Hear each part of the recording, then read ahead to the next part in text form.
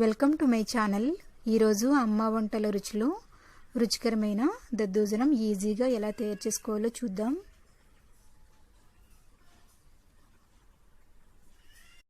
ముందుగా మెత్తగా ఉడికించుకున్నటువంటి అన్నం 1 కప్పు తీసుకొని మ్యాష్ చేస్తూ చల్లారబెట్టుకోవాలి.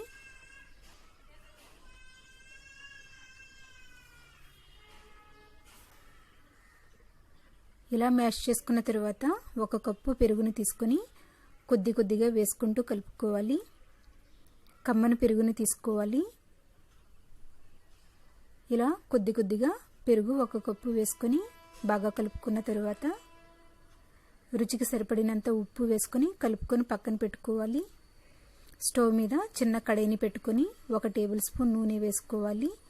నూనె వేడైన తర్వాత తాలింపు దినుసులు శనగపప్పు 1 టీ స్పూన్, మినపప్పు 1 టీ స్పూన్, ఆవాలు 1/2 టీ స్పూన్, జీలకర్ర 1/2 టీ స్పూన్, 1 ఎండుమిరపకాయను వేసుకుని లో ఫ్లేమ్లో వేయించుకోవాలి.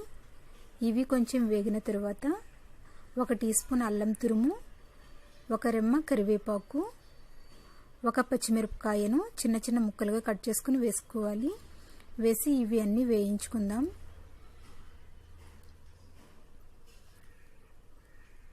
ఇవి వేగిన తర్వాత చిటికెడు ఇంగువ వేసుకొని కలుపుకుందాం.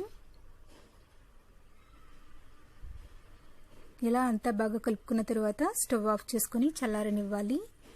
తర్వాత కలిపి పెట్టుకున్నటువంటి పెరుగన్నంలో ఈ తాలింపును వేసుకొని అంతా బాగా కలుపుకోవాలి. ఇలా కలుపుకున్న తర్వాత ఒక బౌల్లోకి తీసుకొని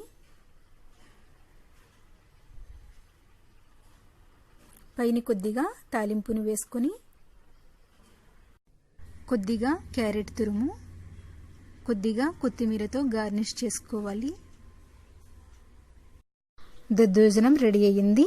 దీనిని వెంటనే తినొచ్చు, లేదంటే అరగంట పాటు ఫ్రిడ్జ్లో పెట్టుకుని కూడా తినొచ్చు. ఒకవేళ లంచ్ బాక్స్గా మీరు ఎక్కడికైనా తీసుకెళ్ళినట్లయితే పుల్లగా అవ్వకుండా ఉండాలంటే 1/2 కప్పు పాలు వేసుకొని కలుపుకొని తీసుకువెళ్ళండి. 3-4 అవర్స్ తర్వాత తిన్నా కూడా కమ్మగానే ఉంటుంది. ఈ వీడియో మీకు నచ్చినట్లయితే లైక్ చేయండి, షేర్ చేయండి. మరిన్ని వంటల కోసం నా ఛానల్ని సబ్స్క్రైబ్ చేసుకోండి. Thank you for watching.